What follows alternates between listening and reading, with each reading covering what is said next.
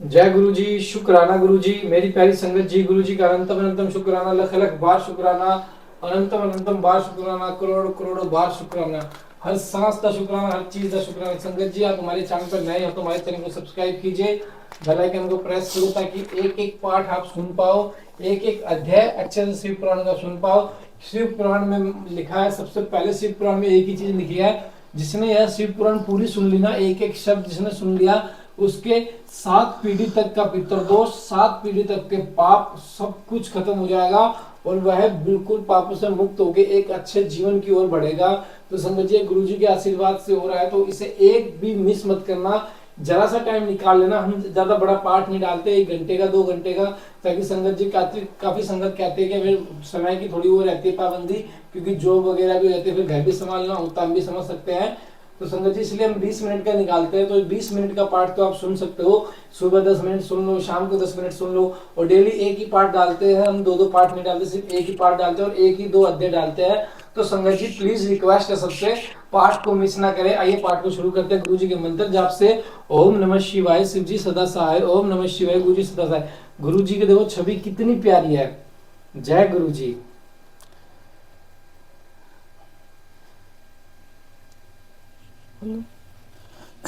सृष्टि का वर्णन।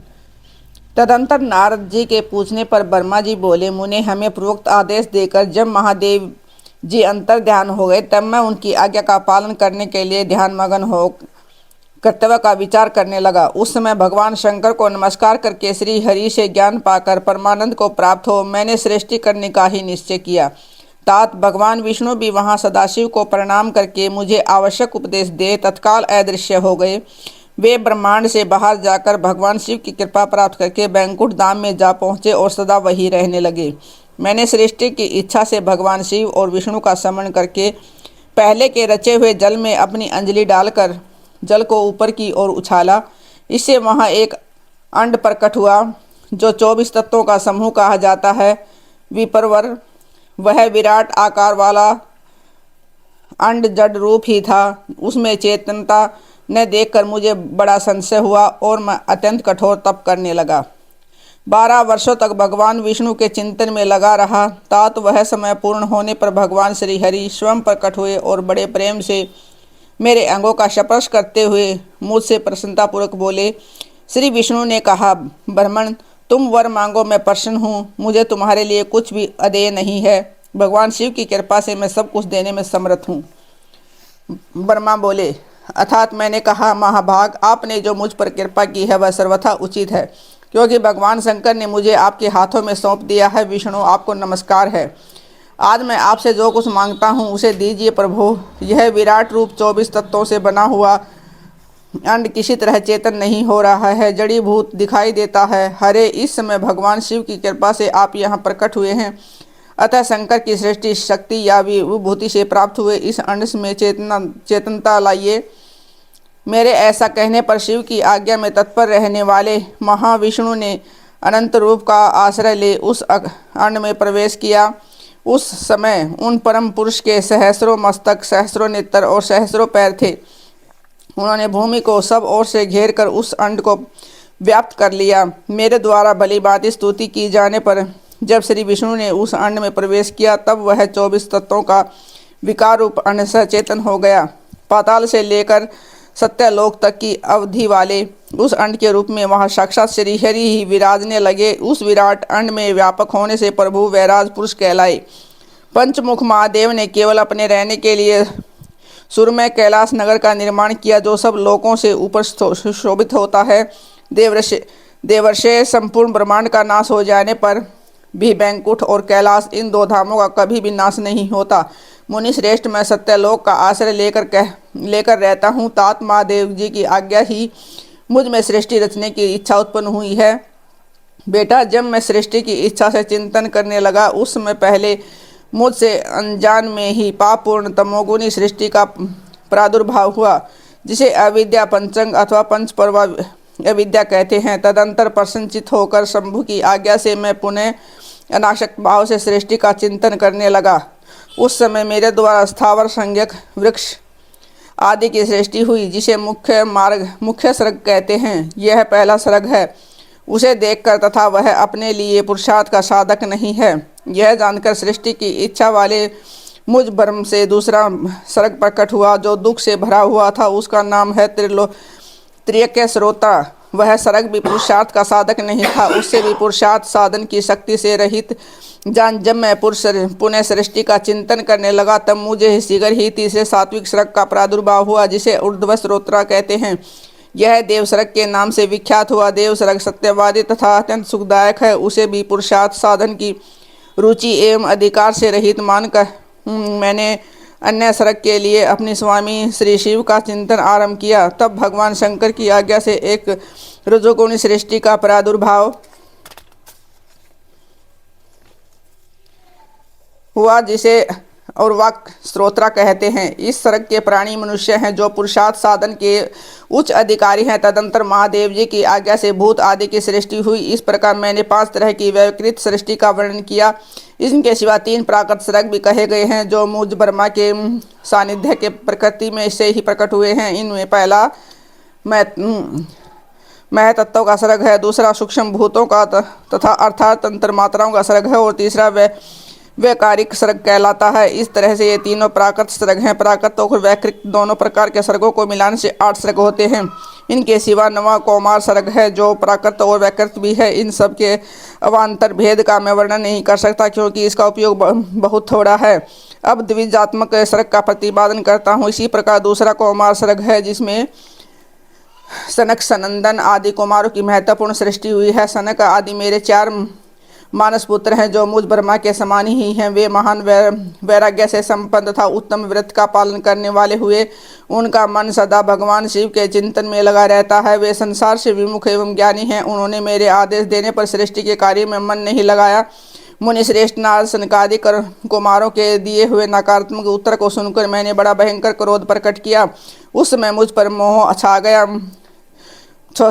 अब अवसर पर मैंने मन ही मन भगवान विष्णु का स्मरण किया। वे शीघ्र ही आ गए और उन्होंने समझाते हुए मुझसे कहा, तुम भगवान शिव की प्रसन्नता के लिए तपस्या करो। मुनि श्रेष्ठ श्री हरि ने जब मुझे ऐसी शिक्षा दी तब मैं महाघोर एवं उत्कृष्ट तप करने लगा। सृष्टि के लिए तपस्या करते हुए मेरी दोनों बाहों और नासिका के मध्य भाग से जो उनका अपना ही अविमुक्त नामक स्थान है, महेश्वर की 3 मूर्तियों में से अन्यतम पूर्णांश सर्वेश्वर एवं दयासागर भगवान शिव अर्धनारीश्वर रूप में प्रकट हुए, जो जन्म से रहित तेज की राशि सर्वज्ञ तथा सर्वस्त्रष्टा है। उन नील लोहित नामधारी साक्षात उमा वल्लभ शंकर को सामने देख बड़ी भक्ति से मस्तक झुकाकर उनकी स्तुति करके मैं बड़ा प्रसन्न हुआ और उन देवेश्वर से बोला, प्रभु आप भांति भांति के जीवों की सृष्टि कीजिए। मेरी यह बात सुनकर उन देव आदि देव महेश्वर रुद्र ने अपने ही समान भाव से रुद्रगणों की सृष्टि की।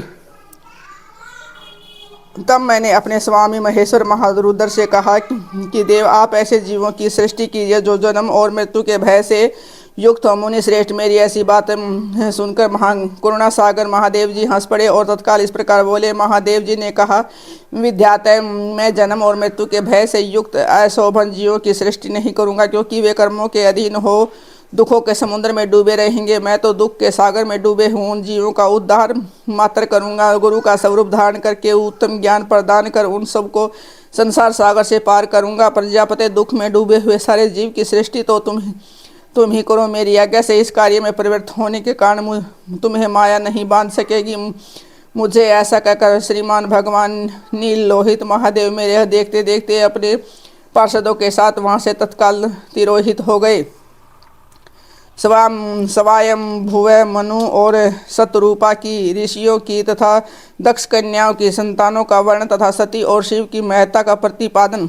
ब्रह्मा जी कहते हैं, नारद तदंतर मैंने शब्द तन्मात्रा आदि सूक्ष्म भूतों को स्वयं ही पंचीकृत करके अर्थात उन 5 का परस्पर सम्मिश्रण करके उनसे स्थूल आकाश वायु अग्नि जल और पृथ्वी की सृष्टि की। पर्वतों समुद्रों और वृक्षों आदि को उत्पन्न किया। कला से लेकर युग पर्यंत जो काल विभाग हैं उनकी रचना की।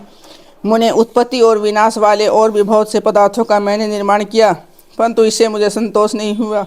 तब शाम शिवा का ध्यान करके मैंने साधन परायण पुरुषों की सृष्टि की। अपने दोनों नेत्रों से मरीचि को, हृदय से भृगु को और सिर से अंगीरा को, व्यान वायु से मुनि श्रेष्ठ पुलह को, उदान वायु से पुलस्तमय को, समान वायु से वशिष्ठ को, अपमान से कृत को, दोनों कानों से अग्नि अग्नि को, और प्राणों में दक्ष को, गोद से तुम्ब को, छाया से कर्दम मुनि को, तथा संकल्प से समस्त साधनों के साथ साधन धर्म को उत्पन्न किया। मुनि श्रेष्ठ, इस तरह इन उत्तम साधकों की सृष्टि करके महादेव जी की कृपा से मैंने अपने आप को कृतार्थ माना है।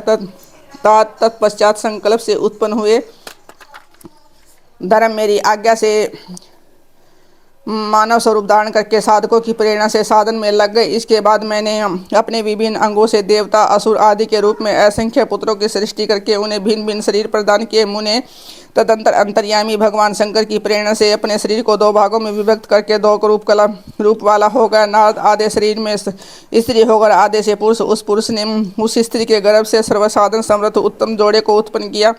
उस जोड़े में जो पुरुष था वही स्वायंभव मनु के समान मनु के नाम से प्रसिद्ध हुआ। स्वायं अनुभव मनु उच्चकोटि के साधक हुए। जो स्त्री हुई वह सतपुरुषा कहलाई, सतरूपा कहलाई। वह योगिनी एवं तपस्विनी हुई। तात मुनि ने वैवाहिक विधि से अत्यंत सुंदरी सतरूपा का पाणी ग्रहण किया और उससे वे मैथुन जनित सृष्टि उत्पन्न करने लगे।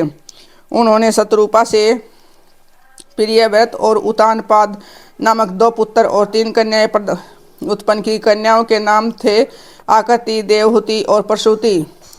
मुनि ने आकृति का विवाह प्रजापति रुचि के साथ किया। मंजली पुत्री देवहूति कर्दम को ब्याह दी और उतानपाद की सबसे छोटी बहन प्रसूति प्रजापति दक्ष को दे दी। उनकी संतान परंपराओं से समस्त चराचर जगत व्याप्त है। रुचि से आकृति के गर्भ से यक्ष और दक्षिणा नामक स्त्री पुरुष का जोड़ा उत्पन्न हुआ। यक्ष के दक्षिणा से 12 पुत्र हुए। मुने कर्दम द्वारा देवहूति के गर्भ से बहुत सी पुत्रियां उत्पन्न हुई। दक्ष के प्रसूति से 24 कन्याएं हुई। उनमें से श्रद्धा आदि 13 कन्याओं का विवाह दक्ष ने धर्म के साथ कर दिया। मुनीश्वर, धर्म की उन पत्नियों के नाम सुनो। श्रद्धा, लक्ष्मी, धृति, तृष्टि, पुष्टि, मेघा, क्रिया, बुद्धि, लज्जा, वसु, शांति, सिद्धि और कीर्ति। ये सब 13 हैं। इनमें छोटी जो शेष 11 सुलोचना कन्याएं थी उनके नाम इस प्रकार हैं: ख्याति, सती, संभूति, समृति, प्रति, अक्षमा, संतति, अनसुईया, ऊर्जा, स्वाहा तथा सवदा। भृगु, शिव, मरीचि, अंगिरा, मुनि, पुलस्त्य, पुलह, मुनि श्रेष्ठ, कृतु, अत्रि, वशिष्ठ, अग्नि और पितरों ने क्रमशः उस ख्याति आदि कन्याओं का पाणी ग्रहण किया। भृगु आदि मुनि श्रेष्ठ साधक हैं।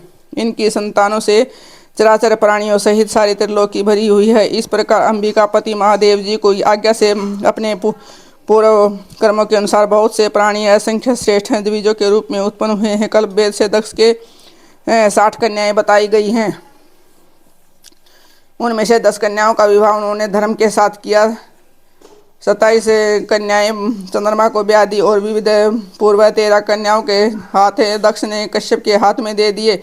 नारद, उन्होंने 4 कन्याएं श्रेष्ठ रूप वाले ताकर्ष अरिष्ट नेमि को ब्याह दी तथा भृगु, अंगिरा और कृशाक्ष को 2 कन्याएं अर्पित की। इन स्त्रियों से उनके पतियों द्वारा बहुसंख्यक चराचर प्राणियों की उत्पत्ति हुई।